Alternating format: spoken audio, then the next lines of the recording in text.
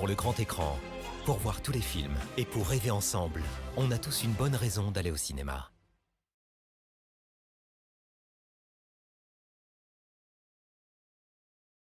Mesdames et messieurs, bonjour et bienvenue en ce mercredi 20 septembre pour le live des sorties de la semaine. Ça me gratouille le dos.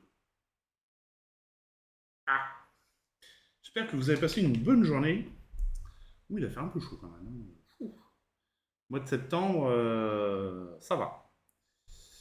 On va attaquer tout de suite ces sorties de la semaine avec un premier film, La Petite de Guillaume Niclou, avec Fabrice Lucchini et Mara Taquin, dont on regarde la bande-annonce. Accepter qu'il n'y ait aucun survivant peut prendre du temps. C'est pas possible. Toutes mes condoléances pour votre fils. J'ai toujours su qu'il était homosexuel. Mais ça m'était égal. Ils attendaient un enfant? La mère porteuse n'était pas dans l'avion, le bébé est vivant. Les garçons tenaient à ce qu'elle reste anonyme. On va quand même pas abandonner ce bébé. La moitié du sang d'Emmanuel, c'est pas rien. Rita Van de Vel. Elle vit à Gand, elle a une petite fille de 9 ans. Rita Van de Vel. Not comprendre, nage, nicht. Et elle vend des vélos, c'est tout ce que t'as sur elle. Bonsoir, je suis le père d'Emmanuel. Barrez-vous de chez moi. Non, mais je suis comme vous, je suis une victime collatérale. Comme moi? Non, je crois pas, non. Pas comme moi, non. Non, ce que je veux Non, dire... je devais toucher la moitié du cash au 2e trimestre, et puis le reste à la naissance. Là, juste, je me retrouve avec ça. Ça, je peux pas m'en débarrasser. Ça, c'est cadeau. Maman, il y a le type de l'autre jour qui revient. C'est pas vrai, faut vous le dire comment, là? Je veux juste savoir comment va le bébé. Je remplace mon fils, quoi. Il était moins relou que vous. Vous voulez écouter le cœur? Vous allez l'élever chez vos parents. Je vais la mettre à l'adoption, j'ai pas le choix. On peut pas abandonner cet enfant, enfin, il a des parents. Ah non, justement, non. On trouverait à travers cet enfant un lien avec nos fils.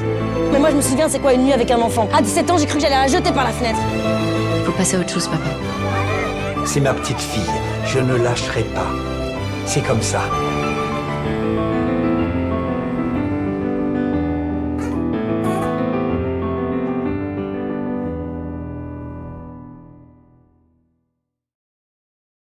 Bonsoir Emery, comment vas-tu?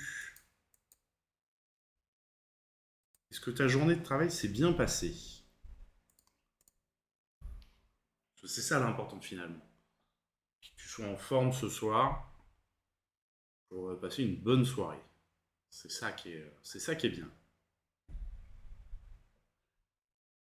Eh ben écoute, ça va bien, à part que, comme je disais, il fait un peu chaud quand même.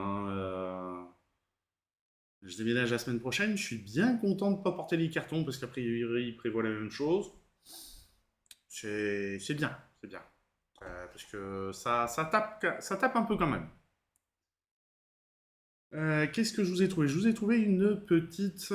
Il y a eu du taf sans trop en avoir. Bon, bah ça va alors. Ça va. Je vous ai trouvé une petite interview de l'équipe du film, Fabrice Lucchini, Mara Taquin et Guillaume Niclou qui parlent du film. On regarde ça tout de suite. Il y a des gens qui vont me trouver à chier, d'autres pas. Mais ceux qui m'aiment bien disent qu'on ne m'a jamais vu aussi, paraît-il, comme si j'étais quelqu'un que depuis le film de Niclou. Avant, j'étais un personnage, je sais pas quoi. Bon. Accepter qu'il n'y ait aucun survivant peut prendre du temps. C'est pas possible. Toutes mes condoléances pour votre fils. J'ai toujours su qu'il était homosexuel. Mais ça m'était égal. C'est une proposition des producteurs, François Cros, Denis Pinault-Valenciennes, et c'est l'impulsion de Fanny Chanel. C'est un roman qui s'appelle Le Berceau, qui a été traité par Fanny sous une forme novélisée, on va dire. Les producteurs me l'ont fait lire et j'ai été très ému, en fait, de façon très spontanée, comme ça. J'ai eu envie de rencontrer l'auteur et je me suis engagé très vite, tout en sachant évidemment qu'il y avait une résonance avec une thématique de deuil, de résilience qui était propre à certains de mes films. Mais il y avait une condition à ça, c'est que j'ai tout de suite un acteur qui m'est arrivé en tête, qui était Fabrice, en fait. Donc avant de développer le projet, j'ai dit au producteur que j'allais forcément penser à Fabrice, il allait être un peu le guide et le catalyseur en fait, de beaucoup de situations. Ils ont été évidemment très excités par l'idée, ça ne veut pas dire que Fabrice allait accepter, en tout cas ça me permettait moi de vivre avec cette idée que j'allais construire ce personnage en ayant une tonalité, une couleur, une façon de bouger, une façon d'accaparer les événements. Et c'est comme ça que le projet s'est lancé. Voilà. Ils attendaient un enfant. La mère porteuse n'était pas dans l'avion, le bébé est vivant. Les garçons tenaient à ce qu'elle reste anonyme. On va quand même pas abandonner ce bébé. Ce qu'il y a, c'est qu'il a offert un rôle, pas du tout en creux, un rôle où ça ne parle pas, puis ça n'arrête pas de parler. Parce que c'est pas parce qu'il n'y a pas de mots que ce personnage ne parle pas. Il m'a offert un rôle où il y a quelqu'un en creux qui rencontre quelqu'un en plein. Et son plein à elle, plein d'enfants, plein de rébellion, plein d'innocence, plein de beauté, plein de bébés, est en face d'un homme qui est en creux, qui est en déprime. Et cet enfant qu'elle porte et qu'elle ne veut pas, parce qu'il y a évidemment tous les problèmes de la GPA, qu'elle, on lui avait promis de l'argent qu'il n'y a pas, et ben tout ça va métamorphoser mon personnage. Non, mais pour être plus court, parce qu'il faut que je fasse plus court, je dirais que on me dit des drôles de trucs. Il y a des gens qui vont me trouver à chier, d'autres pas. Mais ceux qui m'aiment bien disent qu'on ne m'a jamais vu aussi, paraît-il, comme si j'étais quelqu'un que depuis le film de Niclou. Avant, j'étais un personnage, je sais pas quoi. Bon, c'est un peu excessif. Moi, ce que j'aime avec Rita, c'est que c'est pas politique, elle est pas, c'est pas réfléchi, c'est quelqu'un qui surmonte les étapes, étape par étape, et qui n'a pas le choix, et qui y va, et qui se pose pas 1000 questions finalement. En fait, c'est pas un film où on se pose 1000 questions, c'est un film où on va dans ce qu'on peut avec ce qu'on a. Très bon. Ah non, mais Pas mal, cette hein, phrase-là, elle va loin. Tu peux la ressortir. On me dit souvent, est-ce que c'est fort de jouer avec un bébé? Moi, je réponds, les enfants, c'est assez simple. Le mec qui, avec un bébé, un bébé chien, par exemple, hein, si on lui met un bébé chien, tu vois, moi, je suis dingue des chiots. On te met un bébé chiot. Si tu es mauvais avec le bébé chiot, il faut vraiment changer de métier. Parce que si un acteur est mauvais avec un bébé chien, c'est qu'il n'est pas fait pour ce métier. Et quand on ne te met pas un bébé chien, mais un bébé enfant, si tu es mauvais avec et que tu continues à jouer de je ne sais quoi, c'est que tu es une merde. Donc, il faut changer de métier. Et il m'a offert ce rôle qui ont donné l'impression à certaines personnes, je sais bien qu'il y en a qui vont me trouver très mauvais, que je suis quelqu'un d'émouvant quand même. Comme si j'étais un être qui était que dans les mots, que dans Marivaux, que dans... Bonsoir, je suis le père d'Emmanuel. Barrez-vous de chez moi. Non, mais je suis comme vous, je suis une victime collatérale. Comme moi? Non, je crois pas, non. Pas comme moi, non. Non, ce que je veux Non, dire... je devais toucher la moitié du cash au 2e trimestre, et puis le reste à la naissance. Là, juste, je me retrouve avec ça. Ça, je peux pas m'en débarrasser. Ça, c'est cadeau.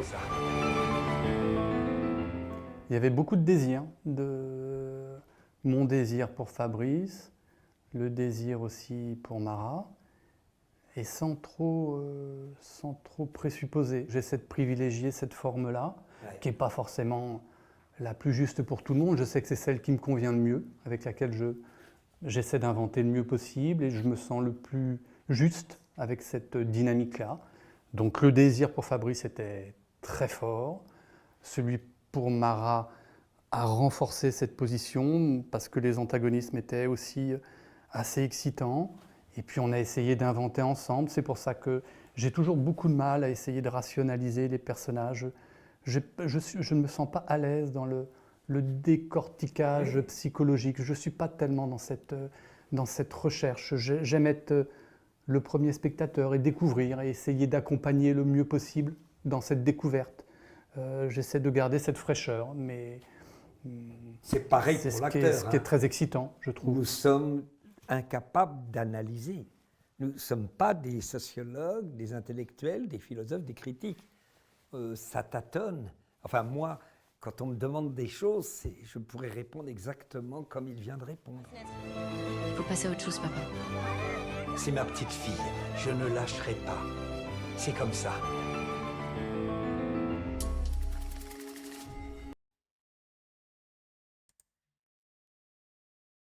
J'avoue, la réponse du réalisateur et de Lucchini qui reprend, parce qu'il faut toujours qu'il en fasse... bon, t'es acteur, t'es pas philosophe, t'es un être humain, donc tu peux quand même un peu réfléchir par toi-même. Donc tu peux te faire une idée. Donc, bon... Voilà, tu peux quand même donner un avis, faire un avis, et d'ailleurs, forcément que tu donnes un avis et tu fais un avis au travers de la manière dont tu abordes la chose. C'est complètement con de dire non, non, j'aborde un sujet, mais je donne pas d'avis. Bah si, la manière dont tu traites le sujet, si tu mets tu as forcément une idée que tu veux, un point de vue que tu donnes. Quand tu racontes une histoire, tu la racontes de ton point de vue. Tu défends quelque chose, voilà, il y a quand même... Ah bon, voilà, ça m'a un peu... Bon. Enfin, il me semble toujours que quand on est un être humain, on a forcément un avis et on défend quelque chose. Allez, deuxième sortie de cette semaine du 20 septembre, toujours, bien entendu. L'Arbre au papillon d'or. Alors lui, attendez, que je vérifie, parce que si vous allez le voir, préparez-vous, il me semble qu'il est très très long. Enfin, il est très très long. Pas plus qu'Oppenheimer, remarque, il fait 3 heures. 2h58, très exactement. Et il a été présenté au Festival de Cannes 2023. Il a reçu le prix de la Caméra d'Or. Donc, Caméra d'Or, que je me rappelle, c'est ce qui récompense le meilleur premier film à travers toutes les sélections de Cannes. On regarde la bande-annonce.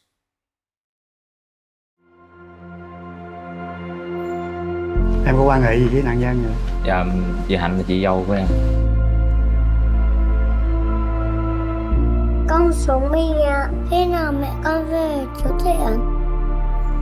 Vì nếu có, sẽ không để những chuyện như thế này xảy ra.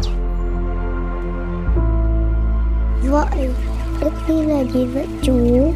Đức tin là thứ mà Chúa vẫn đang tìm kiếm.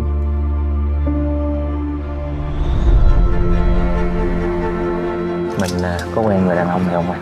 Em tìm anh em. Không biết đã lâu rồi em không gặp ảnh. Anh ít có dịp về lại quê. Sao em lại ở đây? Thì em đang dạy học cho trẻ em ở trường gần đây. Con cầm cái chuông đi. Con hát chuông đi.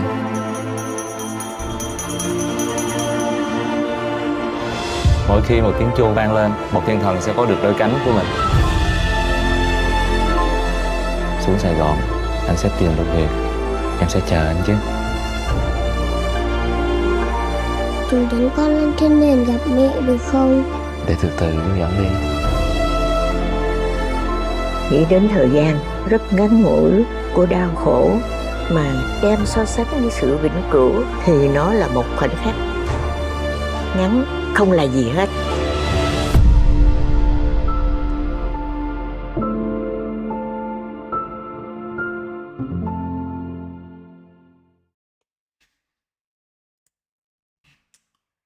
Voilà pour cette présentation. Alors, qu'est-ce qu'on nous dit sur le film? Caméra d'Or, voilà, ça a déjà été dit. Continuité. L'Arbre au papillon d'or est le premier long métrage de Pham Thien Han. Il s'inscrit dans la continuité de son court métrage Stay Awake, Be Ready. Avant de tourner ce dernier, le réalisateur avait déjà écrit un traitement de l'Arbre au papillon d'or, même s'il était assez différent de la version finale du film. Stay Awake, Be Ready a été construit à partir de la première scène du scénario de l'Arbre d'or.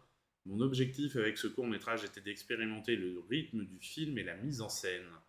Pour être honnête, lorsque j'ai commencé à réaliser ce court-métrage, je n'étais pas encore familier avec le rythme et la mise en scène cinématographique.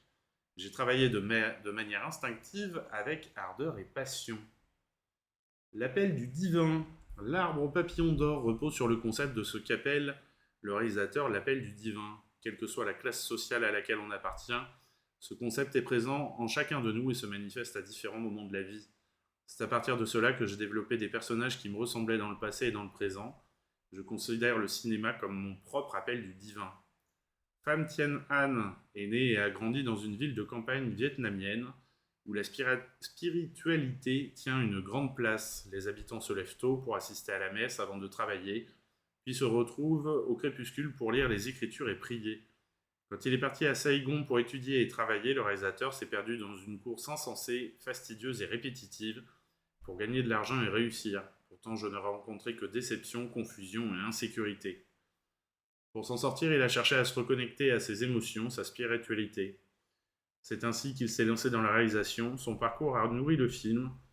Je souhaitais plonger un homme dans un voyage vers sa ville natale qui l'amène à renouer avec son passé.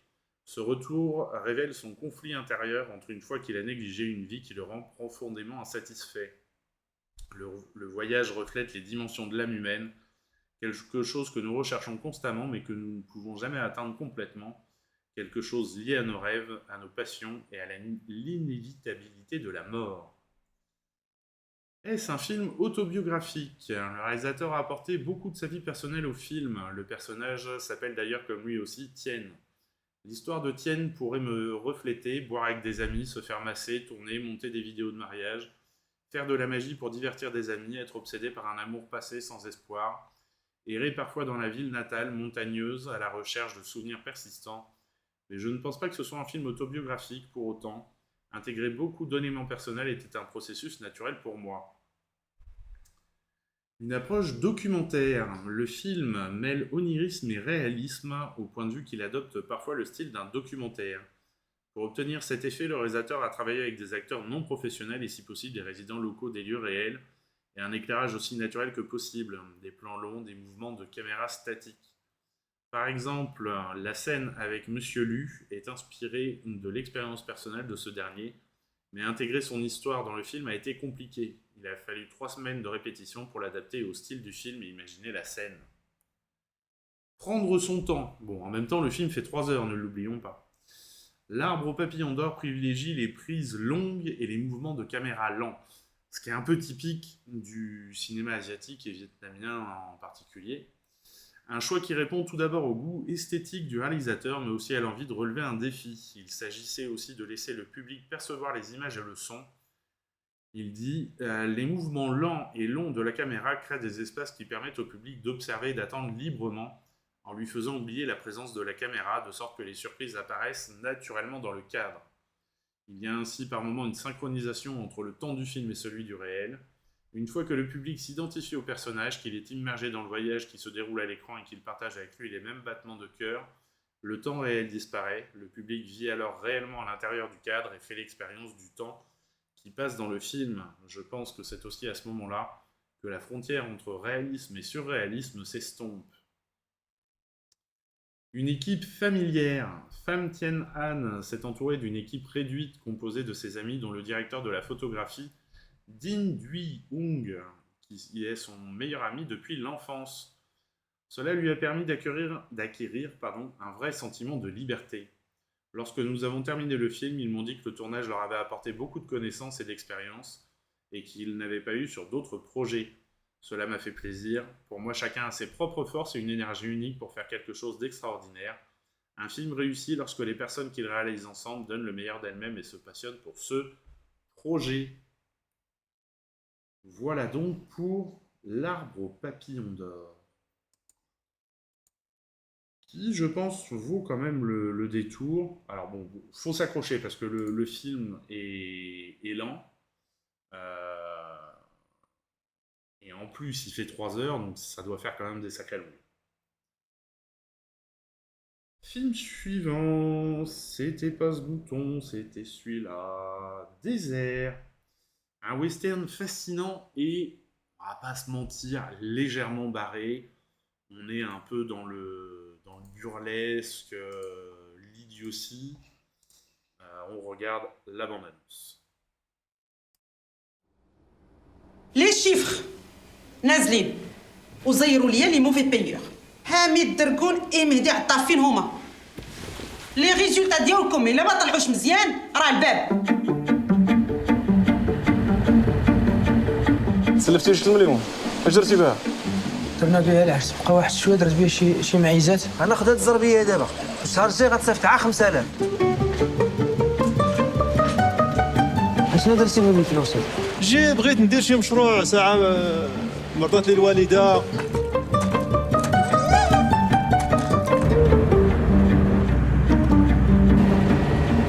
الناس اللي غندخلوا في خيط بيض غنصالحوك مع مرتك.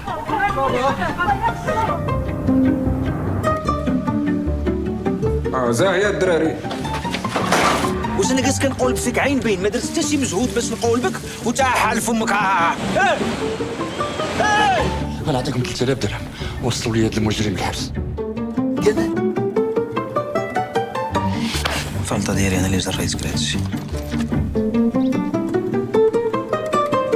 صافي العالم تبدل. العالم ما تبدلش، حنا اللي تبدلنا.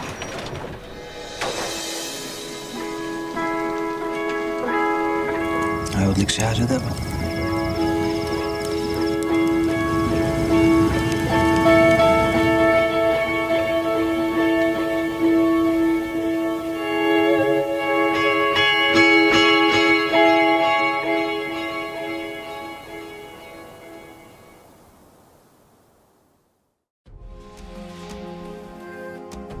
Je vous avais dit que c'était bon, un peu particulier et qu'on partait dans un peu dans des délires. Ils mettent Becketien, oui, pourquoi pas, pourquoi pas. Alors, qu'est-ce qu'on nous dit sur le film? Nouveau personnage. Les films naissent chez Fawzi Ben Saidi d'une capture photographique d'un moment. Pour Désert, le réalisateur se trouvait dans un hôtel à Marrakech à l'heure du petit déjeuner. Il se rappelle, à côté de moi étaient assis deux hommes en costume quasi identique, chacun avec une mallette. Pardon. Je n'entendais pas bien ce qu'ils se disaient, mais leurs gestes étaient presque synchrones, tout est parti de là. J'ai commencé à imaginer leur vie. Sont-ils dans la même chambre car ils n'ont pas assez d'argent? Se sont-ils cotisés pour acheter une voiture? Je commence à prendre des notes, sans bien savoir où cela va me mener. Au début, je les voyais inspecteurs des impôts, quelque temps plus tard marchands marchant dans Casablanca, je voyais une immense publicité pour une agence de recouvrement de crédit. Là, les choses commencent à vraiment se mettre en place, le film était en train de germer. Désert au pluriel, c'est le titre d'origine. Dans ma tête, l'histoire démarrait dans cette marge urbaine d'un village marocain, comme un désert de la misère, avant de se poursuivre littéralement dans le désert. Il y avait aussi cette idée, il y a un désert pour chaque homme, un espace nu, où chacun se retrouve face à lui, et enfin c'est au pluriel, car la vie de ces hommes est aussi un désert affectif, selon Fawzi Ben Saidi. C'est beau. Enfin c'est au pluriel, car la vie de ces hommes est aussi un désert affectif. Joli. Plan séquence. La mise en scène du réalisateur repose principalement sur le plan séquence. Le metteur en scène justifie ce choix, ce n'est pas une théorie de cinéma, j'y vais naturellement. C'est ma manière de découper, c'est surtout un plaisir de cinéma pur avant tout. Cela vient aussi de ma passion pour les films de Welles depuis l'adolescence. Pour le plan fixe, il faut organiser le rythme du plan, trouver sa musique intérieure en orchestrant les entrées et les sorties de cadre, ce que j'aimais déjà faire au théâtre, qui est l'essence du plan fixe. Si la caméra bouge, c'est dans le but d'aller chercher des éléments précis de la narration et insuffler à la composition d'ensemble un solo, comme un violon dans un orchestre. Le film a été présenté à la quinzaine des réalisateurs au Festival de Cannes 2023. Pourquoi le choix du scope? Alors au cinéma, quand vous allez au cinéma, il y a généralement deux grands formats d'image, ce qu'on appelle le flat. Donc vous voyez un écran de cinéma, c'est grossièrement, parce que c'est pas tout à fait du 16/9, mais c'est un écran 16/9. Et vous avez le flat, c'est généralement les bandes annonces et certains films. Vous avez des bandes noires de chaque côté et vous avez une image à peu près carrée au milieu. Je vous le fais basiquement. Le scope, lui, va prendre vraiment, l'image va prendre vraiment tout l'écran. Il n'y a de bandes noires ni en haut ni sur les côtés. Et donc là, vraiment, ça prend tout l'écran et c'est plus immersif. Alors, pourquoi a-t-il choisi le scope? Très vite, Fawzi Ben Saidi s'est dit qu'il allait soit opter pour le scope, soit pour le 4/3 flat. C'est intuitif, mais je savais que je ne voulais pas de format intermédiaire. Le scope l'a emporté sur le carré, car j'aime beaucoup ce qu'il offre comme possibilité sur la symétrie dont nous parlions. La manière dont il fait ressortir la petite distorsion qui, grâce à ce format, prend une importance énorme à l'écran. D'ailleurs, le scope me semblait presque naturel pour filmer le désert et cette histoire avec sa dimension presque cosmogonique, ces immenses espaces. Alors par contre, cosmogonique, voyons voir qu'est-ce que ça veut dire. Parce que là, j'avoue que j'ai un bug. Une cosmogonie est un récit mythologique qui décrit ou explique la formation du monde. Le mot vient du grec cosmo et gon, donc cosmo pour monde, gon pour engendrer. En cela, la cosmogonie se distingue comme la cosmologie, qui est l'étude scientifique relative à l'origine du monde et l'univers, et surtout aux lois qui les gouvernent. Voilà, comme ça on mourra un peu moins bête ce soir. Gamme chromatique des costumes. Au début, le réalisateur voulait que les costumes des deux personnages principaux soient d'un gris banal et identique. Il a ensuite changé d'avis. Et puis je me suis dit qu'envoyer deux types dans le désert avec des costumes colorés pourrait provoquer une dissonance bienvenue. Tu m'étonnes, on les voit bien en plus au milieu. Une fois au bureau, ils prennent place dans le décor, l'un avec les bleus, l'autre avec les verts. Ce libéralisme violent se fait sous couvert de dehors sucré. On en voit des gens vous assassiner, mais ils sont habillés de couleurs vives, tutti frutti.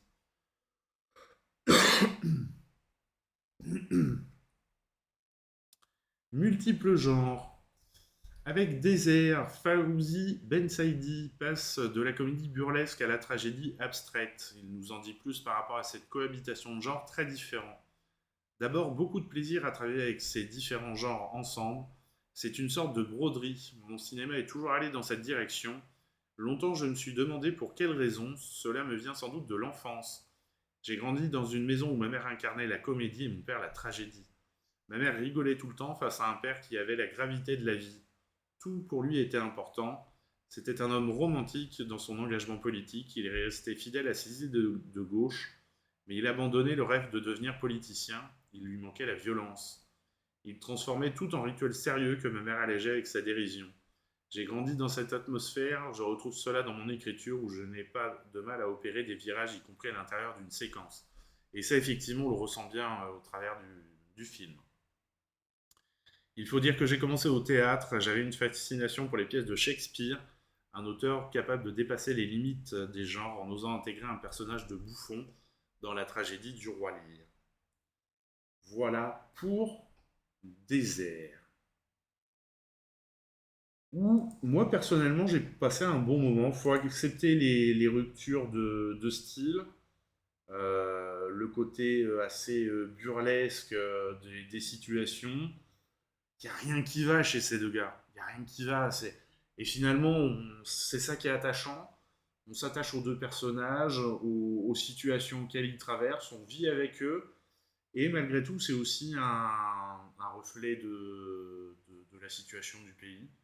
Donc, ouais, on passe un bon moment sans que ce soit non plus le film où on se dit « Ouah, je suis tombé de ma chaise, c'est le film de l'année ». Non, clairement pas.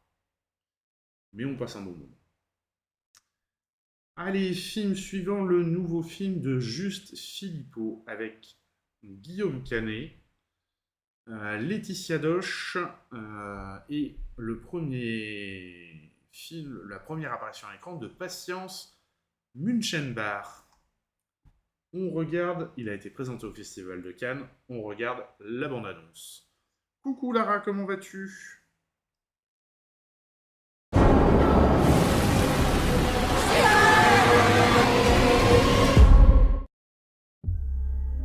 Selon l'INRS, des pluies 1000 fois plus acides que la normale ont été enregistrées. On n'a pas marre de toutes ces merdes là.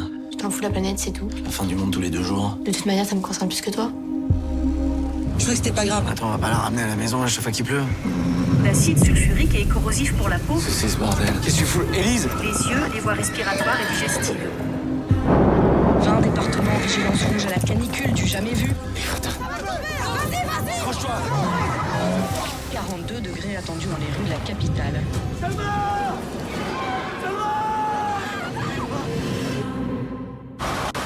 Viens là. Sois. Attention. Vous êtes où là ? On allait où vous pouvez, putain. Dès que vous pouvez, faut aller vers l'est. Allez, dépêche-toi, faut y aller. Mais si ça pète aussi à l'est, on fait quoi ?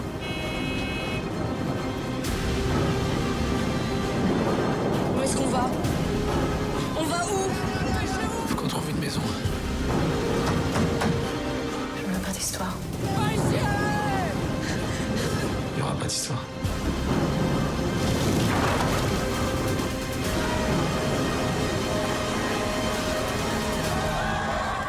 Faut que tu me fasses confiance maintenant. On est ensemble.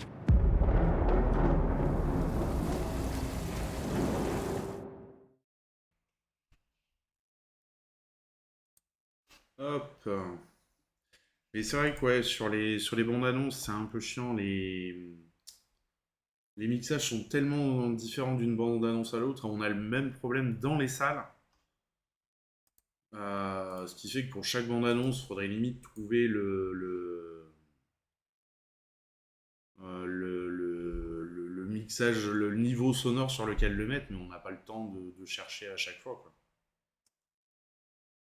Alors, qu'est-ce qu'on nous dit sur le film? Je vous dirai ce que j'en pense après. Naissance du projet. Acide est d'abord un court-métrage que Juste Philippot a réalisé en 2018. En 2013, le réalisateur a déménagé de Paris à Tours, où il a fait énormément d'éducation à l'image auprès d'un public jeune avec qui il a beaucoup tourné. En parallèle, il a développé plusieurs projets très différents, dont Gilda a quelque chose à nous dire, un documentaire intimiste sur son frère polyhandicapé. Fort de cette relation avec les institutions culturelles de la région Centre-Val de Loire, Juste a intégré une résidence de films de genre financée en partie par Clic Clic, l'agence du cinéma en région Centre. Clic Clic, c'est marrant.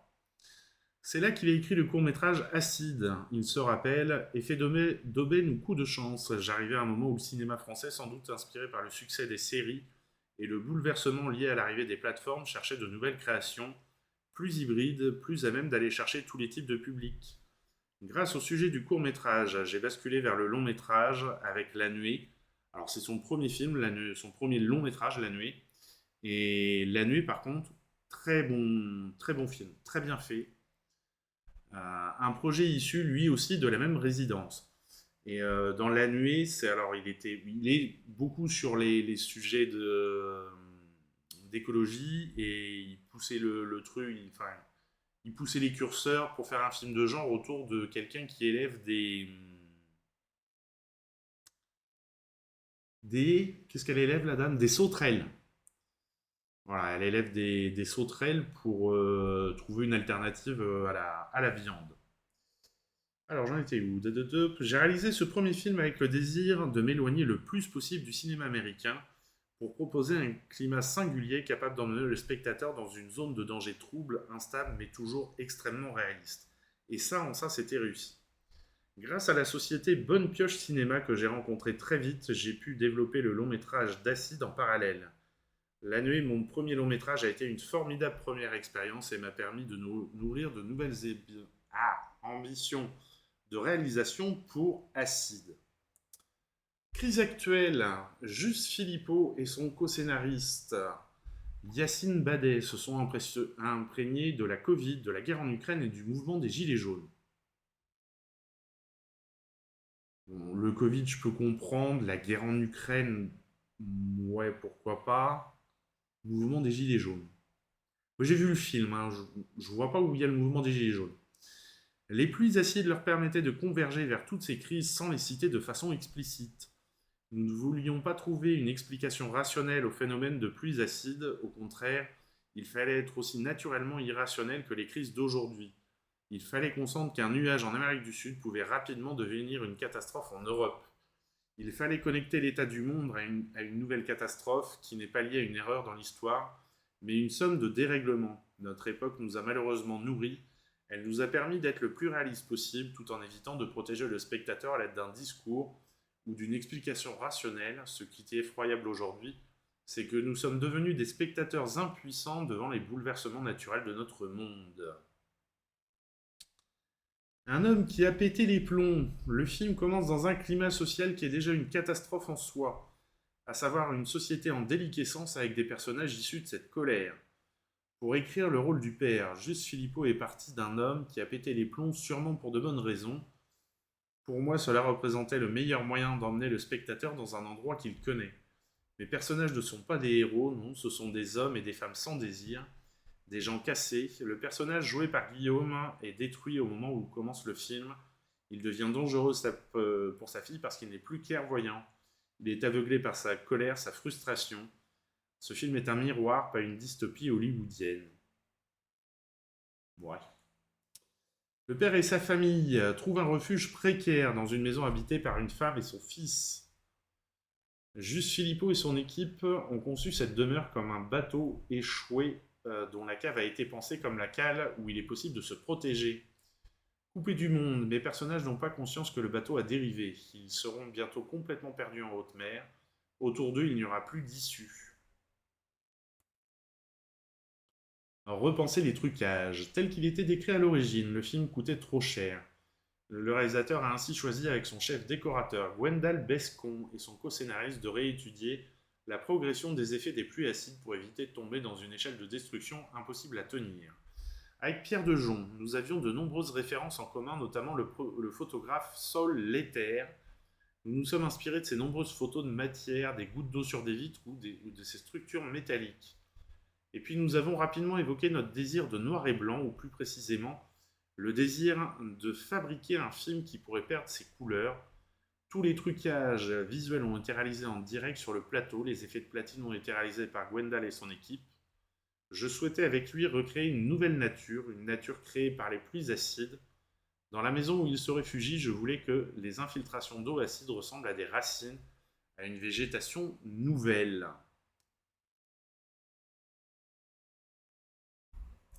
Je vous dis ce que je pense du film après. Hein. Là, je vous dis juste ce qu'ils nous disent sur le film, hein, c'est puisque vous veut le réalisateur.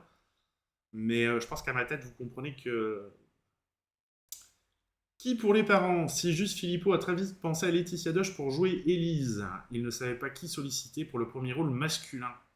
C'est l'agent de la comédienne Cécile Felsenberg, qui est également l'agent de Guillaume Canet, qui a soufflé au réalisateur le nom de l'acteur. Je n'avais pas vu Guillaume depuis longtemps au cinéma. Mais en repensant, j'en avais aucun doute. Il avait toute la complexité pour retranscrire la violence du personnage. Il semblait ne pas avoir peur de la noirceur du récit. Cela s'est confirmé dès la première rencontre et ça m'a plu. À partir de là, ça a été un régal. Guillaume ne laisse rien au hasard. Il se prépare énormément. Travaille son rôle très en amont. Physiquement, il a pris du poids. Il a sculpté un corps très athlétique tout en restant extrêmement fragile. Il a cette capacité qu'ont peu d'acteurs à être très juste dès la première prise. Je suis très reconnaissant à son égard. Il n'a jamais douté de l'aventure que je lui proposais. Il n'a jamais eu peur d'un film que je situais entre Alfonso Cuarón et David Dufresne, pour le dire vite. Ah ouais, il passe la barre haut là. Hein. Une jeune actrice prometteuse, la jeune Patience Muchenbach, vue dans la comédie Perdrix, incarne Selma, la fille de Guillaume Canet et Laetitia Doche. Après quelques essais avec d'autres jeunes actrices, ma directrice de casting m'a conseillé de faire passer un essai à Patience, me disant qu'elle était au milieu de ce que je recherchais. Très vite, j'ai compris qu'elle avait quelque chose d'unique. Patience est à la fois très innocente et très avertie des questions environnementales et sociales de notre époque. Elle est très mûre, mais j'ai retrouvé avec elle le plaisir de l'enfant acteur qui a envie de jouer et de s'amuser. Son personnage était une enfant qu'il fallait protéger. Elle amenait aussi un esprit hyper réaliste car elle sombrait dans un cauchemar qu'elle avait vu venir. Patience a travaillé avec une répétitrice qui l'a protégée, poussée. J'ai vu Patience travailler comme une adulte et vu une adolescente grandir très vite. Elle a trouvé une place dans ce film sans se perdre. Son personnage est souvent plus mature que ses parents. Il y a ce plan de la Pietà inversée où elle tient son père dans ses bras. À la fin, elle est au chevet de son père malgré tout. Elle ne lui en veut pas.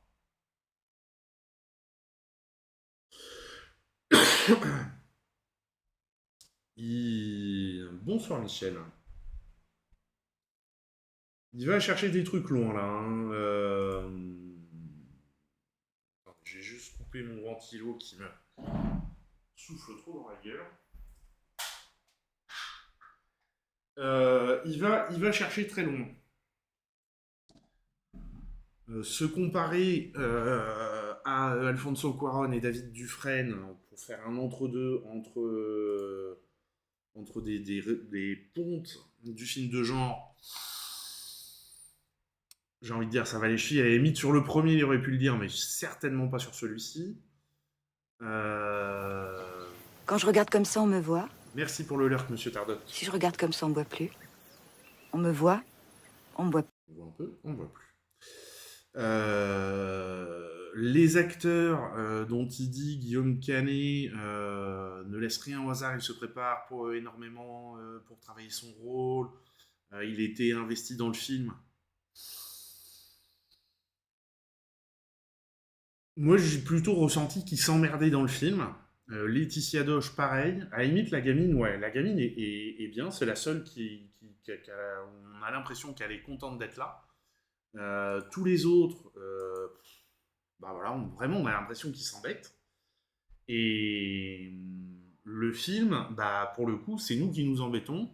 C'est terriblement prévisible. Il y a des renforts de musique à chaque fois qu'il va commencer à se passer quelque chose, même avant qu'il se passe quelque chose. Genre 2 minutes avant, bah, on lance les violons pour dire attention, soyez attentifs, il va se passer quelque chose, et il se passe quelque chose. Et au bout d'un moment, on se dit, bon, ça va quand même pas aller jusque-là.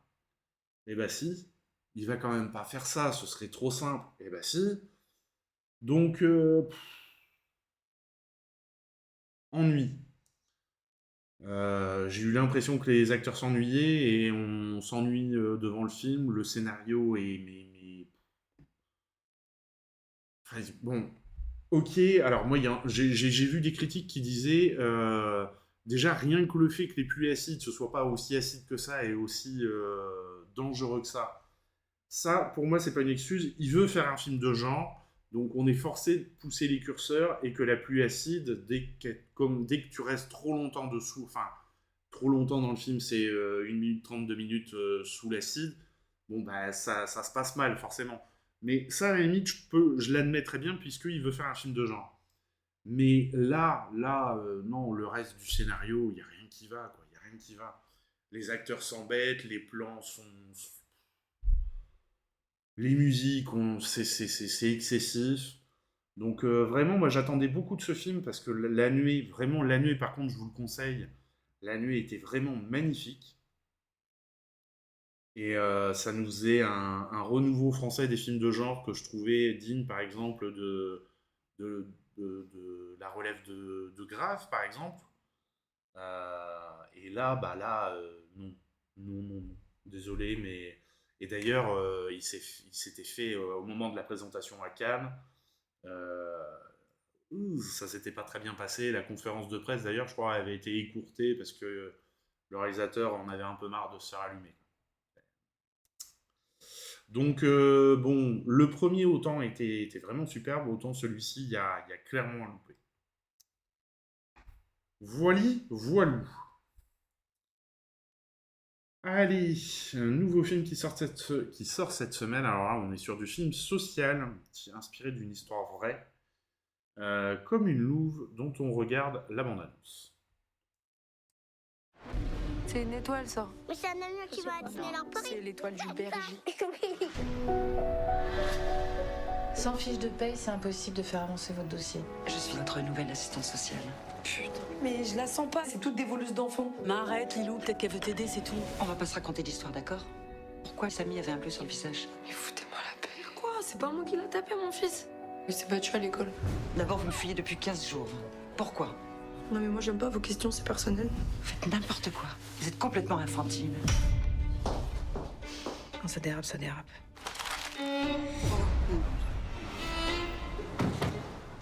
Oh, vous vous rendez compte du ridicule de la situation? Des gamins qui se bagarrent dans une cour d'école et on les enlève à leur mère. Vous comprenez qu'on a du mal à vous faire confiance. Vous savez qu'il y a des gens qui veulent vous aider? On va jamais me les rendre, mes gosses. T'as le droit de craquer. Mais demain, on y retourne, ma poule. Hein? Allez, secoue-toi, là. Je vais aller prendre une douche parce que là, vous ressemblez à un Pékinois. C'est l'heure. On retrouvera Raymond dans 15 jours. Monsieur le juge, avouez que son seul crime est celui d'être seul et pauvre. Mais elle s'en sort pas si mal, merde. J'ai besoin de vous pour que vous m'aidiez à récupérer mes gosses. Faut leur prouver que t'es dans les clous. Recommence pas tes conneries. J'ai grave la trouille. Un peu de courage.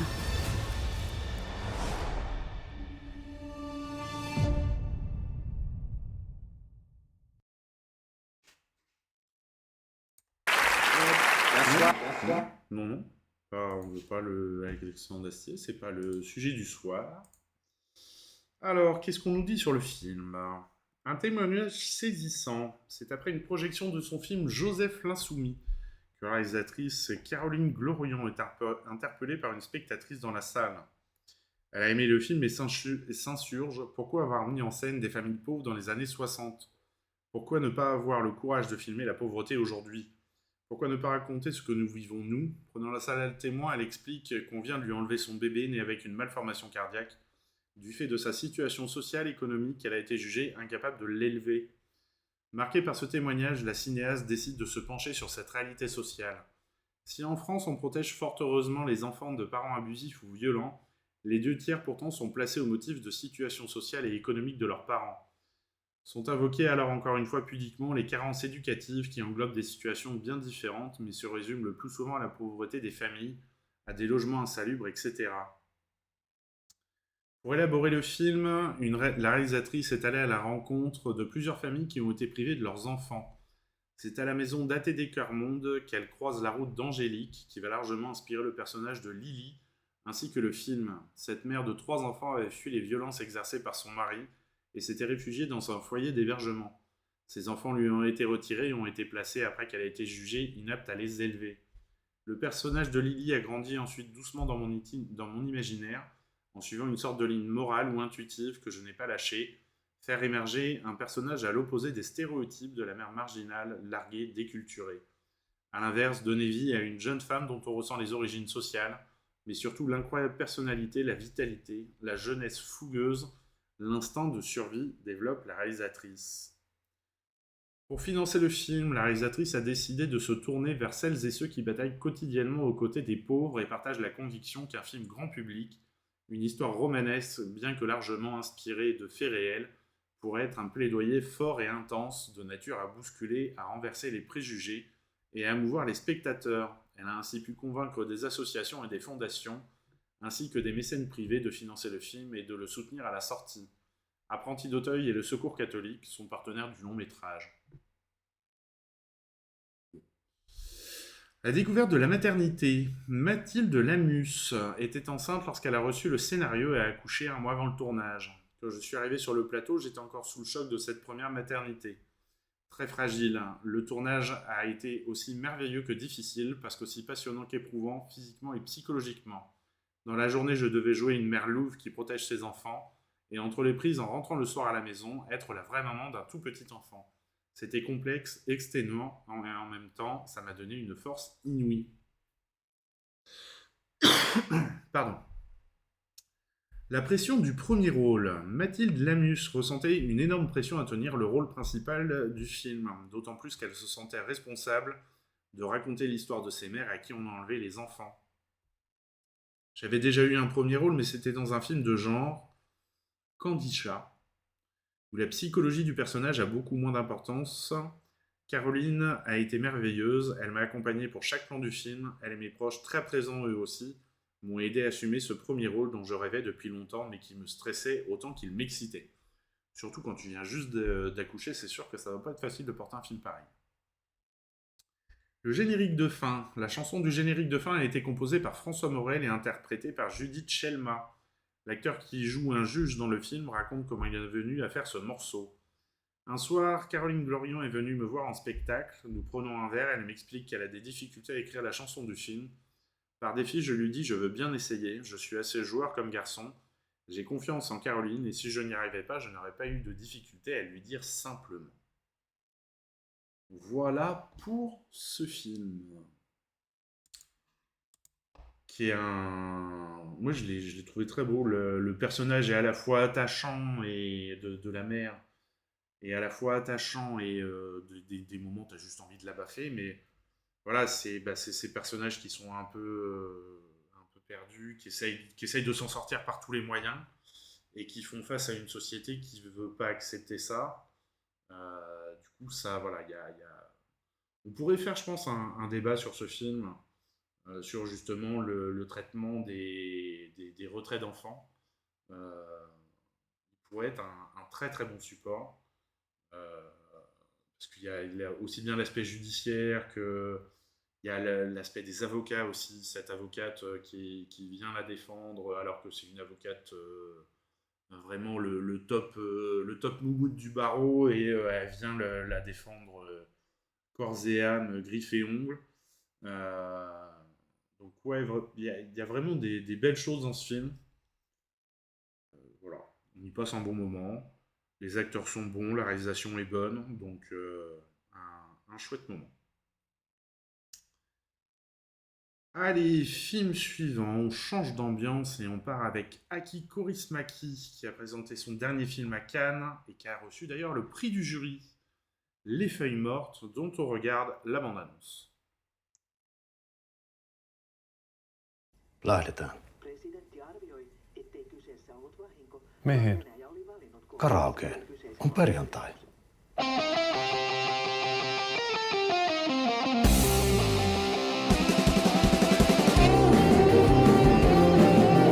Masentaa.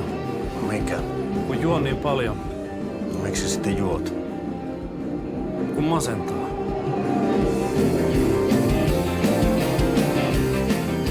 Anna numeron. En tiedä edes nimeäsi. Kerron ensi kerralla.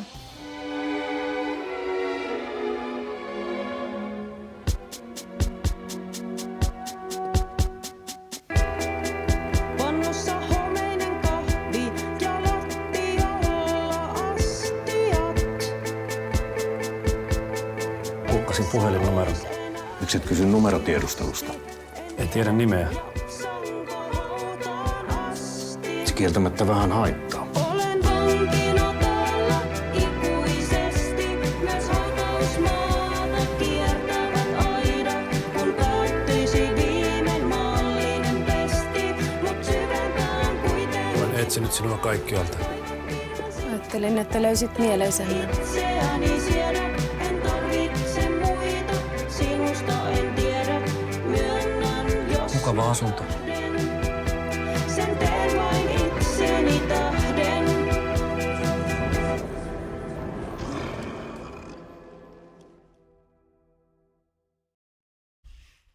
Aki Kaurismäki qui aime bien mettre en avant des personnages qu'on ne montre pas ni dans la société ni au cinéma.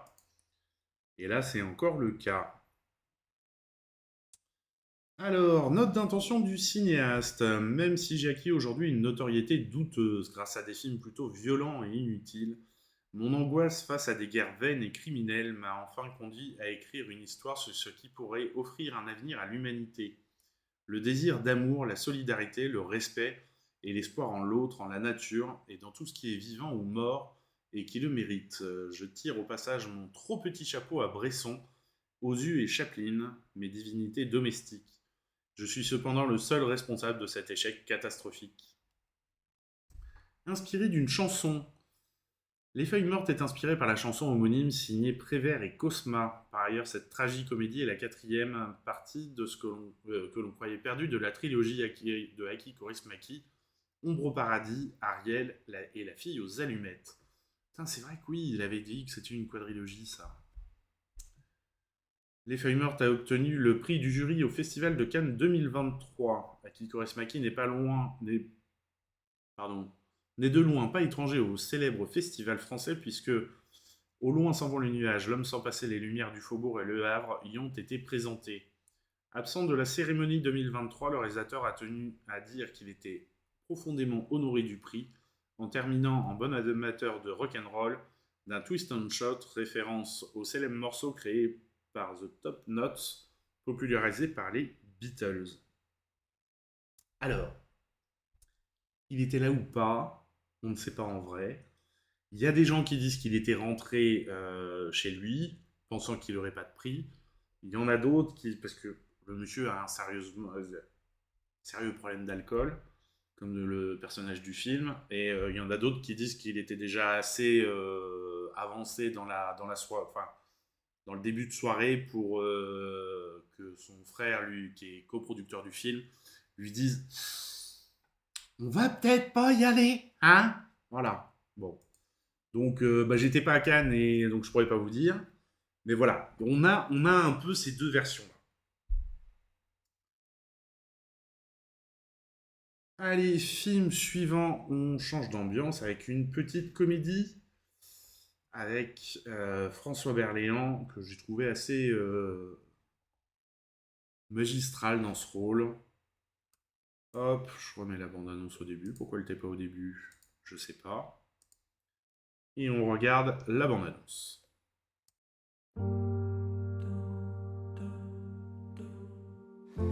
Ma chère Lise, je pense à toi tout le temps.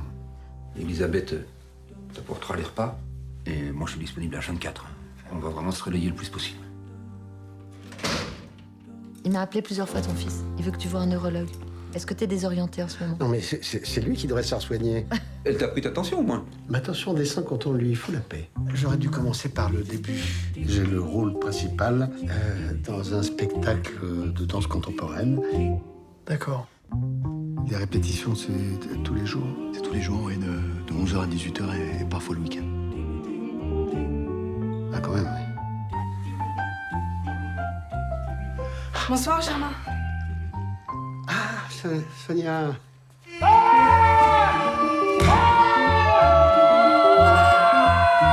Ok. C'est pas de la danse que vous faites, là, si? Moi, je suis sûr que vous pouvez y arriver. Il est vraiment unique, ce type. Unique, c'est pas forcément une qualité. Très, très bien. Papa, tu décroches, s'il te plaît. Oh, quoi encore, là? Très bien, continuez en boucle. Non, je mets pas ça, moi. J'ai mes limites, moi. Et puis quoi encore? Germain, les échauffements, uniquement avec Samir. Papy? Je savais pas que tu devais passer. Ta présence, Lise. Je la sens quand je danse. Ton sourire me manque. Je t'aime pour toujours.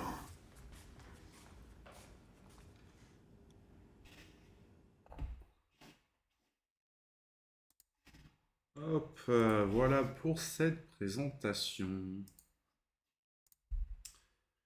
Alors, qu'est-ce qu'on nous dit sur le film? Changement de registre. Avec Last Dance, Delphine Lérissé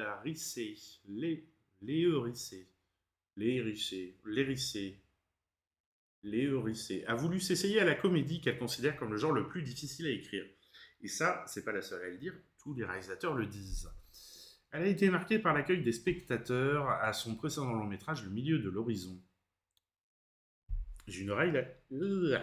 Certains m'ont avoué qu'il était difficile pour eux d'aller au cinéma en sachant qu'ils allaient probablement pleurer. Choisir d'aller voir un drame en conséquence, pleurer et être triste, semblait représenter à leurs yeux une démarche supplémentaire à assumer pour se rendre dans une salle de cinéma. Ma famille me répétait souvent « Mais pourquoi tu ne fais pas de comédie? On aurait plus envie d'aller au cinéma. » En pleine crise Covid, qui correspond aussi à une crise générale du cinéma, je me suis dit que j'allais écouter ma sœur et ma mère et tenter de réaliser un film que les gens ont envie d'aller découvrir. Un retraité septuagénaire. Après s'être intéressé à des personnages adolescents, la réalisatrice a choisi de mettre en scène un septuagénaire. Tout comme au cours de l'adolescence, la vieillesse est un âge de la vie où l'on fait face à une transformation irréversible. Si l'adolescence nous fait quitter l'enfance quand on est vieux et notre corps et notre esprit commencent potentiellement à déconner. Nous sommes obligés d'accepter cet état, de la même manière nous devons accepter que notre corps qui se transforme à l'adolescence sans parvenir à maîtriser quoi que ce soit.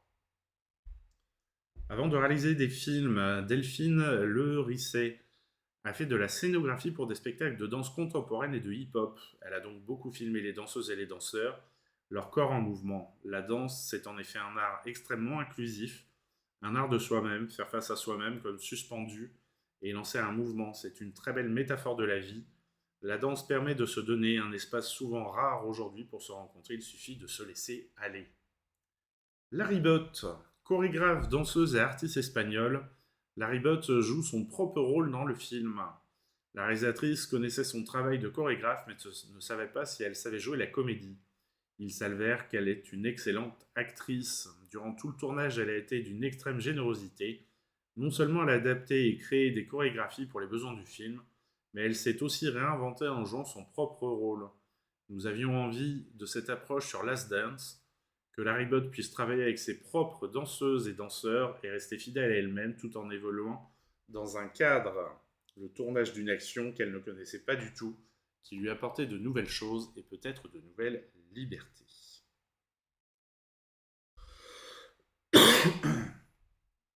Et j'aime bien le... Alors je sais pas qui titre ça, Tendre et revigorant. Je trouve que ça résume bien le film. Et c'est vrai que ça part d'un fait qui est pas gay, puisque c'est le personnage de François Berléand qui perd brusquement sa femme, et au travers d'une alliance qu'ils avaient fait, d'un pacte qu'ils avaient fait entre deux, il est obligé de finir ce qu'elle avait commencé, et donc de participer à ce spectacle. Et il se redécouvre au travers de ça, et il redécouvre sa femme aussi. Et du coup, c'est vraiment... il y a une tendresse, il y a une beauté, et puis il y a des moments qui sont... Enfin, la confrontation de lui qui est très classique, qui passe beaucoup de temps à lire des classiques du cinéma, de la lecture dans le film, et qui se retrouve face à cette troupe de danse contemporaine. C'est vraiment une cassure pour lui, et voilà, bah, c'est bien interprété, il y a des bons acteurs, voilà, jusqu'au bout c'est bien mené, une belle évolution des personnages, donc on passe vraiment un bon moment. Allez, film suivant, Mise au vert, dont on regarde la bande-annonce.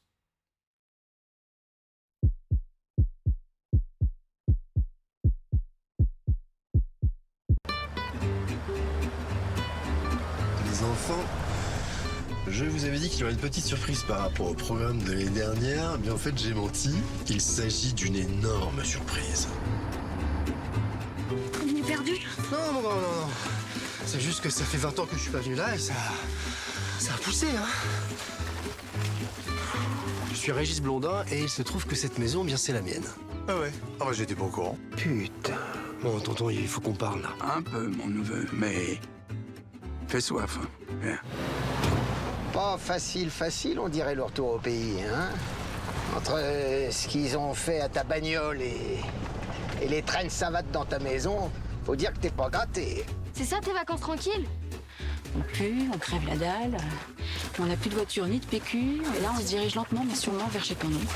Vous voulez peut-être appeler une ambulance? Vous captez ici? On est là pour vous aider. Waouh, c'est magnifique. Retour au vert, ça s'apprend, hein. Ça prend du temps. Et même, ça demande de l'humilité. Et nous, on veut bien vous coacher pour vos débuts.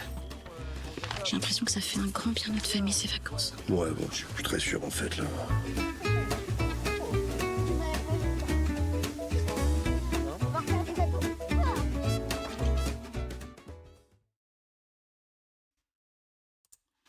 Voilà pour cette bande-annonce. Alors, qu'est-ce qu'on nous dit sur le film? Note d'intention du cinéaste. À la base de Mise au vert, il y a un décalage contemporain, une famille parisienne à bout de souffle qui part dans l'inconnu. Le metteur en scène Johan Charin précise: il y a Régis Blondin, notre héros, ou notre anti-héros, un personnage en pleine crise aux contradictions multiples, qui cherche par cette mise au vert à renouer les liens familiaux, en particulier avec sa femme qu'il trompe, à désintoxiquer ses enfants de leur addiction numérique, à combler le manque dû à la mort de son père, et à sa longue séparation avec la région de ses origines. Avec lui, il y a aussi sa famille. Claire et les enfants vont chacun révéler beaucoup de surprises.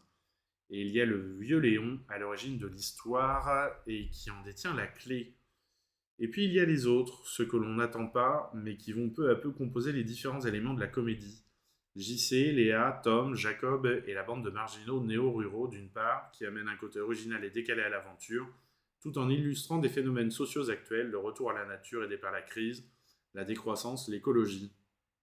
Et d'autre part les gens du cru, ces gens de village simples, âpres, qui paraissent vivre avec quelques décennies de décalage, dont certains ne voient pas d'un très bon œil l'arrivée d'étrangers et sont prêts à se laisser tenter par des solutions extrêmes. Les plateaux du Vercors, le film se déroule et a été tourné dans les plateaux du Vercors. Et ça, bon, au moins, alors... La bande-annonce me laisse un peu sceptique, je dois avouer. Mais les plateaux du Vercors, au moins, c'est joli. En termes de scénario, l'idée était donc autour de Régis et de sa famille, véritable socle de l'histoire, de confronter ces différents groupes dans cet espace particulier pour faire naître des situations drôles et inattendues. Yuan Charin confie, en partant du comique de situation initiale, nous glissions au fur et à mesure vers des sphères plus sociales, plus intimes, plus inattendues, sans jamais quitter Régis dans sa quête identitaire et familiale. En évitant de nous prendre au sérieux, nous flirtons avec les genres, multiplions les clins d'œil, toujours un petit peu en décalage, mais sans jamais abandonner la comédie. Pour ce qui est du casting, l'idée est de proposer aux spectateurs de nouvelles têtes, faire émerger de nouveaux talents, de nouvelles énergies, proposer dans ce domaine-là aussi quelque chose de différent. Côté casting, les rôles de Régis, Claire et JC étant primordiaux, ils sont interprétés par des comédiens professionnels, mais autres que ceux qui se partagent habituellement les premiers rôles du cinéma en France. Le réalisateur explique « Autour d'eux, nous avons fait appel à des comédiens d'horizons divers, certains à contre-emploi, certains originaires de la région du Vercors, afin de profiter de leurs accents, de leur gueule pour accentuer le décalage et crédibiliser la situation. Et puis est venu le tournage. Et la mise au vert a été aussi celle de l'équipe. Celle-ci a été réduite au minimum, une dizaine de personnes environ, ce qui est vraiment très peu. Nous avons tourné de manière très légère, souvent à l'épaule, souvent en extérieur, jour avec comme seul éclairage la plus belle lumière qui soit le soleil. Nous avons ainsi profité de chaque instant, de chaque imprévu, essayé des choses et improvisé certaines. La caméra a toujours été proche des personnages et surtout de Régis, notre véritable guide dans cette aventure et par les yeux duquel tout s'est déroulé. Émotion et tournage. Après 20 ans passés à exercer le métier de directeur de la photographie. Quand je regarde comme ça, on me voit. Merci pour le leurre, Clara. Si je regarde comme ça, on me voit plus. On me voit, on me voit plus. Yuan Charin a accordé beaucoup de soin à la beauté des images et du son. Toutefois, l'attention de chaque instant du cinéaste... Oui, tout à fait. L'attention de chaque instant du cinéaste a été pour les comédiens et leur mise en scène dans le but de chercher ce qui compte le plus pour raconter cette histoire, l'émotion et la comédie. Il ajoute, et puis je n'ai pas oublié de filmer l'autre personnage du film qui m'est cher, le Vercors. J'ai utilisé pour cela des plans très larges, des prises de vue aériennes ainsi que des plans filmés en mode documentaire, afin de situer la comédie dans un écrin d'authenticité. Le tournage a été court et intense, car c'est comme cela que j'aime et que je sais travailler. Je tenais à ce que cela soit un moment de plaisir et de partage pour tout le monde, car je suis convaincu que cela se ressent à l'image. Ma parfaite connaissance de tous les décors où j'ai passé les vacances de mon enfance et le fait d'être entouré de proches collaborateurs, dont certains sont aussi des amis, ont rendu cela possible. Ainsi niché au milieu des montagnes, dans cette atmosphère majestueuse et sans artifice, j'ai envisagé cette mise au vert comme une aventure familiale aux multiples facettes, ambitieuse sans être prétentieuse et surtout originale et déconnectée. Voilà pour ce film. Alors, la bande-annonce me laisse un peu... Ouais, voilà. Après, j'ai pas vu le film, donc je dirai pas plus. C'est le ressenti sur la bande-annonce. Alors, film suivant.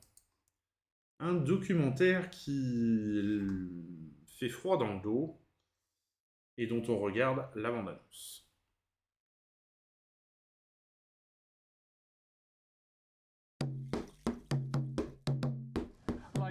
Like a lovely white person. There's not a person to say that you're not white. Doris is 71. She's Robert's second wife. Robert is 91.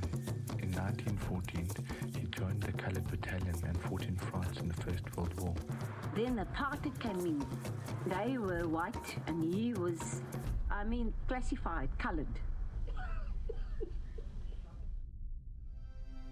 His children didn't want to take him because the government was against him. Two of my brothers are white. I'm colored.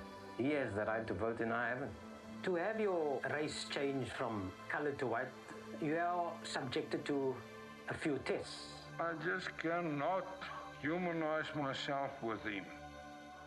Because a kafir is a kafir. Schizophrenia becomes reality. You're white. Look white and your nose is white and everything is white.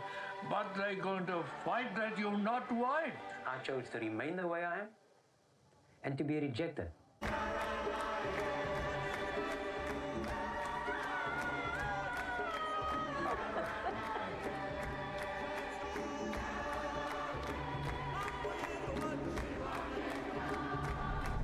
as if it's such a wonderful thing to be a white person.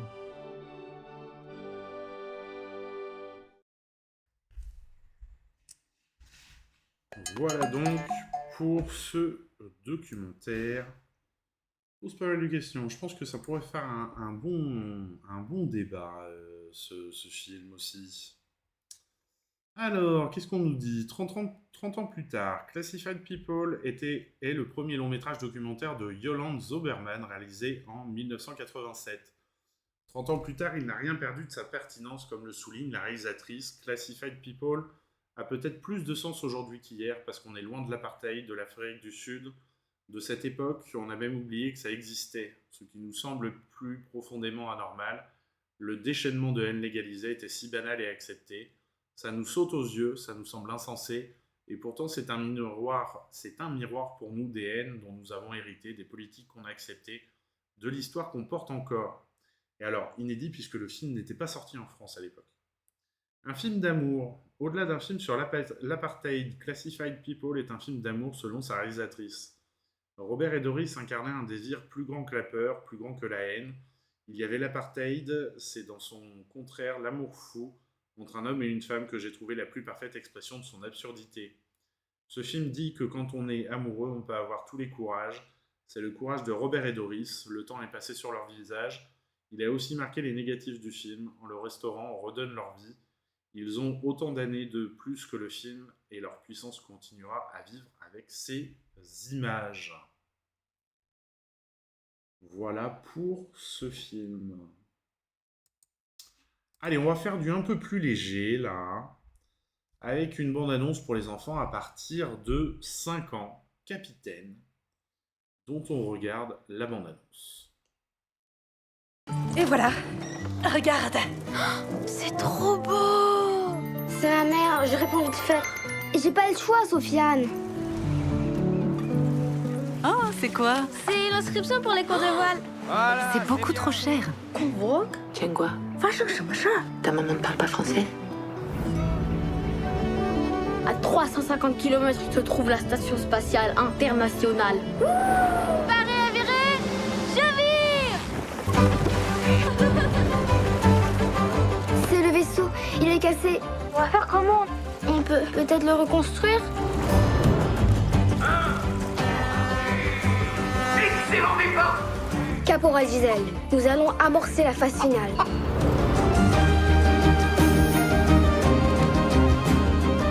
T'es prête? On vire!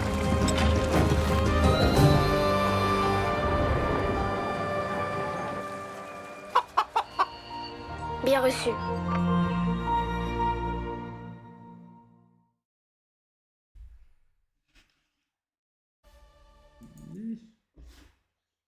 Voilà pour Capitaine.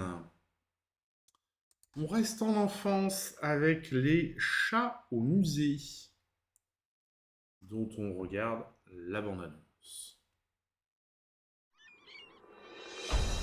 Mon histoire débute sur cette île déserte. Ma vie me plaisait bien, mais elle devenait un peu monotone. Jusqu'à ce qu'un jour... Non, non, non! Hé! Poil de carotte! Quoi? Vite, viens par là! Moi, c'est Maurice la souris. Et comme je t'ai sauvé la vie, tu ne me mangeras pas. Oh, les chats mangent vraiment les souris? Non, non, bien sûr que non. Alors les souris mangent les chats? Seulement en cas de légitime défense. Nous sommes au musée de l'Ermitage! Je viens d'une famille d'experts en œuvres d'art. Il n'existe rien de plus délicieux au monde que l'art authentique. Nom d'un gruyère! Une souris! Attrapez-la! Pourquoi tu n'es pas en train de chasser la souris? Je ne peux pas manger cette souris parce que je l'ai déjà mangée. Nous gardons et protégeons le musée de l'Ermitage. On n'endommage pas l'étoile. Nous protégeons toutes les œuvres d'art. Le tableau le plus célèbre du monde. Il arrive ici demain. Grignoter la Joconde! Je vais entrer dans l'histoire! Une seule éraflure sur un tableau, un seul grain de poussière qui traîne, et tous les chats diront adieu à leur travail. Quoi? Qu'est-ce qui se passe? Il y a un fantôme dans le musée! Un fantôme? C'est le fantôme du musée, celui de la légende. N'approche pas tes sales poils tout bleus de... ma copine. On va se débarrasser de cet horrible rongeur une bonne fois pour toutes. Qu'est-ce que t'es en train de faire?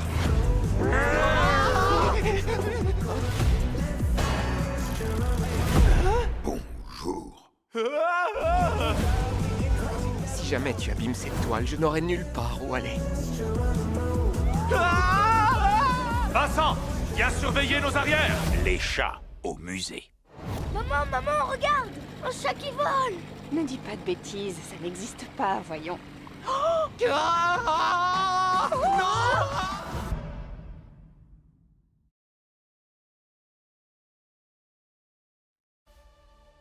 Voilà pour cette bande-annonce. Alors, film suivant, on va explorer la folie. La folie à l'italienne avec Folia, dont on regarde la bande-annonce. Buongiorno, signor Meglio. Non capisco, che titolo ci faccio qui?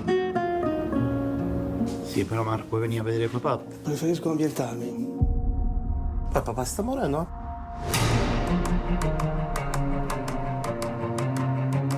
我们刚才看过你的作品，很好啊。我们很想你来参加我们的北京电影节。Monsieur l'artiste! Vous voulez prendre quelques clichés? Fuck him! He doesn't want to take a picture of me. I tell you, in general, about this film. It's about couple, two persons, two lives. It should be very poetry. Absolutely love story. You're not afraid I'm gonna fall in love with them? T'es toujours avec cette pute? J'ai quand même fait bien. Mais moi je suis mieux. Tanto abbiamo capito che non è casa tua questa. Do not resist to your desire. It's in your head, Mark.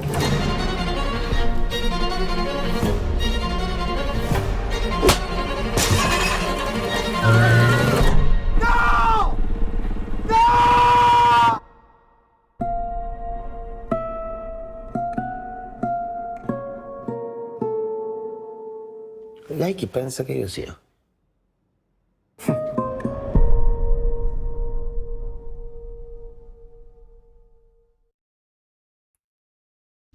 Un film où il faut sacrément suivre. Qui est pas simple parce qu'on tombe peu à peu on passe de la réalité à la folie. Et c'est amené subtilement, donc c'est vraiment, faut être focus dans le film, hein, parce que on peut vite se perdre, il y a des personnages en plus qui se ressemblent, donc c'est pas facile. Entre la Sicile et la Chine, Charles Guérin-Surville a visité de nombreux lieux dans l'Italie avant de choisir la Sicile comme décor. Luigi Comencini et Morricone avaient séjourné et une famille franco-italienne y vit. Au-delà de la nature grandiose avec les nains en constante activité, c'est cette famille à laquelle je me suis attaché qui a mené le tournage en Sicile. Quant à la Chine, elle représente la poursuite d'un rêve inaccessible pour le personnage de Marc, comme pour le réalisateur. Le film raconte la quête artistique non limitée par les frontières géographiques. La retraite de Daniel Day-Lewis. Le réalisateur s'est inspiré de Daniel Day-Lewis qui, adepte de la méthode de l'actor studio, s'implique tellement dans ses personnages qu'il en vient à ne plus distinguer la fiction de la réalité. Ne parvenant plus à sortir de la dépression de son personnage, il mit fin à sa carrière. Folia raconte l'histoire d'un homme perdu dans sa fiction, explique le réalisateur. Comment raconter la folie ? La folie est un état difficile à raconter de façon crédible. Et ça, il y en a beaucoup qui ont essayé et qui se sont cassés les dents. La vraie folie étant radicale, dangereuse, imprévisible. Or, un script consiste justement à prévoir. Tout le principe du film consiste à favoriser l'émergence d'une vraie folie, mais aussi à pouvoir l'affronter pour qu'elle n'empêche pas le film. Il salue le travail de ces comédiens qui se sont abandonnés à leur rôle sans perdre totalement le contrôle. Et ça, pour avoir vu le film, pour que pas perdre le contrôle, ça doit pas être facile vu la tournure que prend le film au fur et à mesure. Les jours étant durs, froids, courts, les personnages vivants, parfois effrayants, mais nous avons tenu jusqu'à la dernière minute, et ce grâce à une équipe soudée et rompue à l'épreuve. Voilà pour ce film. Film suivant, on part sur un documentaire, Zoo, dont on regarde la bande-annonce.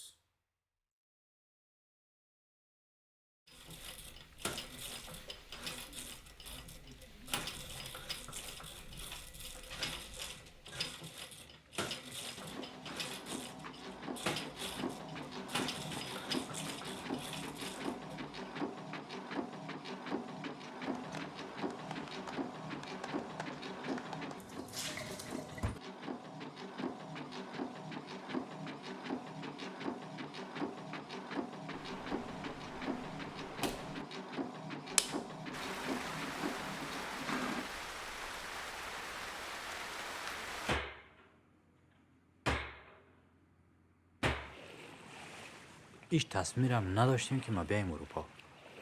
هر کشوری باشه من صرف زندگی کرده بتونم فامیلی ما بخوایم. À l'époque, l'hébergement d'un sans-papier, c'est une infraction. Maintenant, ça a à peine changé. Et, de toute façon, moi, j'adore l'aventure. De préférence même quand c'est des choses défendues. Ces périodes d'attente à cause des lenteurs de l'administration française, c'est vécu comme un calvaire en fait. Gaston, il m'a conduit chez toi et il m'a dit reste chez lui une semaine. Non, un week-end. Un week-end, une semaine, ouais, une semaine et un week-end. J'ai resté 2 ans.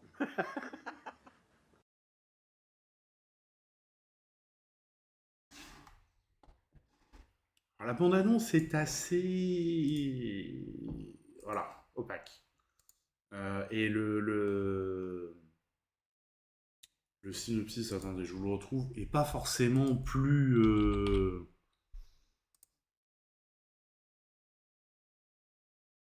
Zoo raconte le chemin d'un homme avec une jambe en moins qui avance plus intensément qu'un homme valide. Voilà.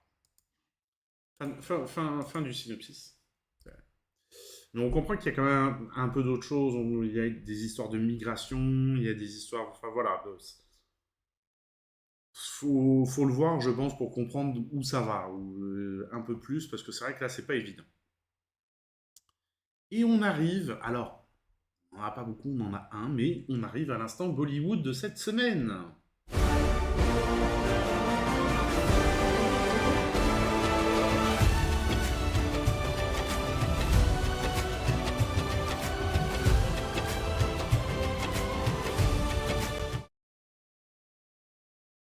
Ah ça, l'affiche contraste avec la bande-annonce, oui, ça c'est sûr. Hein, ouais. Et donc, cette semaine, on n'en a qu'un. Il s'appelle Karu Megangal Kalai Jindrana. Bollywood. Bonsoir, monsieur Kalou, comment vas-tu? T'arrives pour la fin. Hein. T'arrives pour Bollywood. Moi, je vais finir par croire que t'attends que cet instant pour dire bonjour. Alors, c'est pas Kalou, c'est Kalou Zarian. Voilà. Un genre de père fouettard dont les malfrats parlent à leurs gosses le soir. Fais gaffe, si tu balances papa, Kaiser Soze viendra te chercher. Je vais faire une auto-option Kalou. Voilà. Donc, comment j'ai dit que ça s'appelait? Karumegangal Kalai Jindrana, dont on regarde la bande-annonce. J'étais en lurk, mais je suivais 3-4 choses à côté, je t'ai mis sur la grande télé. Ah ben, avec plaisir. De toute façon, je sais très bien que tout le monde ne peut pas être là tout le temps, et merci à tous pour vos lurks, merci beaucoup.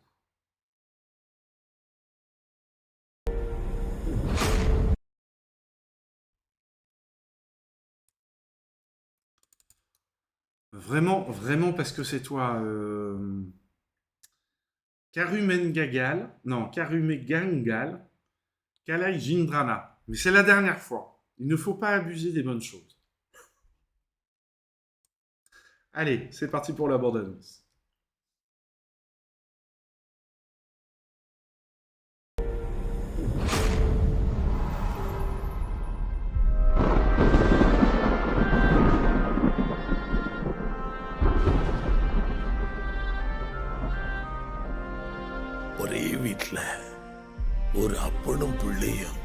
10 வருஷமா பேசாம இருந்திருக்கேன். இப்ப நீங்க மாமா கிட்ட பேசல, அதுக்கப்புறம் நான் உங்ககிட்ட பேசவே மாட்டேன். என்னை செருப்பால் அடிக்கிற மூஞ்சியை பார்த்தாலே எனக்கு பிடிக்கல. அப்ப போங்க. அப்பா எங்க இருக்காரு? நீ எங்கடா இருக்க? உங்களுக்கு இருக்க பிடிக்கல. அவருக்கு நான் தான் பிரச்சனை. சட்டத்தையும் நீதியும் காப்பாத்துறேன்னு பேர்ல பொம்பளைங்களுக்கு துரோகம் பண்ணிட்டு இருக்கீங்க சார். இலவச சட்ட உதவினர் போர்டை மாட்டி வச்சுக்கிட்டு ஃப்ரீ சர்வீஸ் பண்றதுக்கு அப்பா நினைச்சேடா. அவன் கொடுத்த பிச்சை காசுக்காக தானே. நீலாம் ஃப்ரீயா கொடுன்னு அவசியம் கிடையாது. ஐயா நான் காசு கொடு, நீங்க போங்க. அட வைங்க, யோசிக்காதீங்க. இப்ப நான் தான் பெரிய பணக்காரன். இந்த உலகத்திலேயே எனக்கு ஒரு அற்புதமான நண்பனா பிறந்த நாள் பரிசு மாதிரி கடவுள் எனக்கு கொடுத்திருக்காங்க. ஜஸ்டிஸ் ராமநாதன்னா அதுக்கு பேர் நேர்மை. நேர்மைன்னா ஜஸ்டிஸ் ராமநாதன் தான். நீங்க ஏதோ பெரிய தப்பு செஞ்சிருக்கீங்க தாத்தா.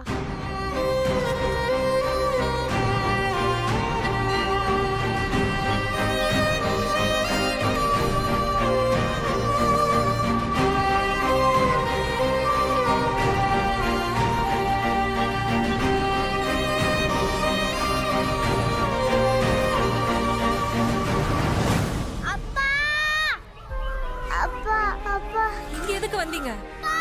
குழந்தை தான் ஃபோன் பண்ணிச்சு. என் புள்ளைய எனக்கு வளர்க்க தெரியும்.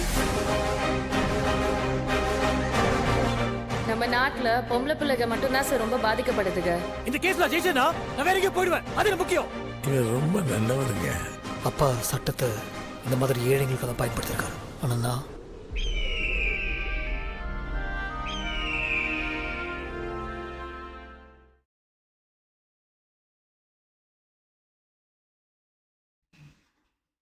Et ça fait des clips.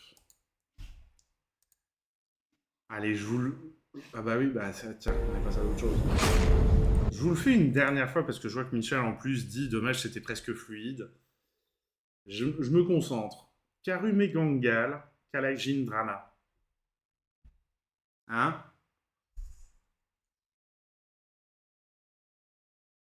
Ouais, et puis là ça change des films qu'on a d'habitude. Ça change des films qu'on a d'habitude. Là, c'est limite.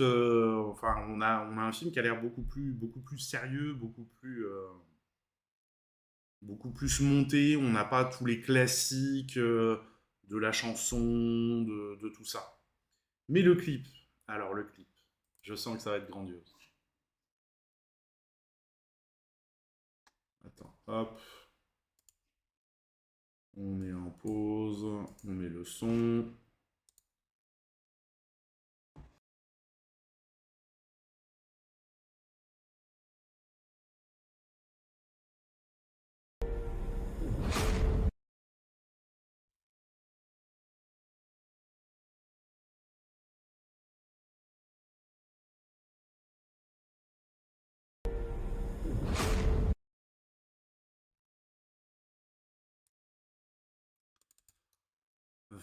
Vraiment parce que c'est toi. Karumengagal. Non, Karumegangal. Kalai Jindrana. Mais c'est la dernière fois. Il ne faut pas abuser des bonnes choses. Allez, c'est parti pour la bande-annonce. Merci pour ce clip. Là là. Mais ouais, c'est vrai qu'il n'y a pas de bagarre dedans. Ça change un peu, mais ça prouve aussi qu'ils peuvent faire d'autres choses. C'est ça qui est bien. C'est ça qui est bien. On va mettre le clip à la une. Hop, mettre ce clip à la une. Voilà, donc pour les sorties de cette semaine du 20 septembre. Ça sort très bien, merci. Mais là, à force de le répéter, t'as vu, le dernier, là, c'était direct. Que vous dire? Eh ben, il y avait des beaux films, d'autres un peu moins... Bon, Acide, franchement... Vous pouvez passer à côté, c'est pas très grave. Sur les autres films, il y avait quand même des chouettes choses. Et puis voilà. On arrive donc à la fin de cette émission. On arrive donc à...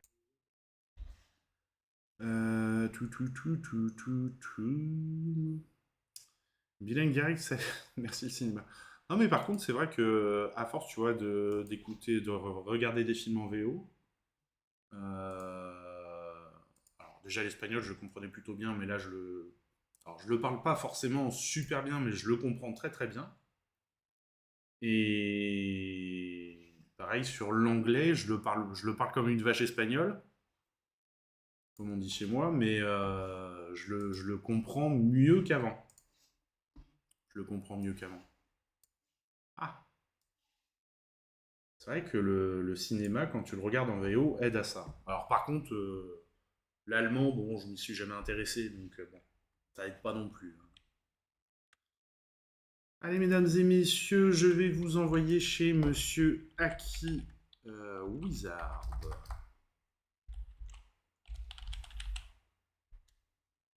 Hop.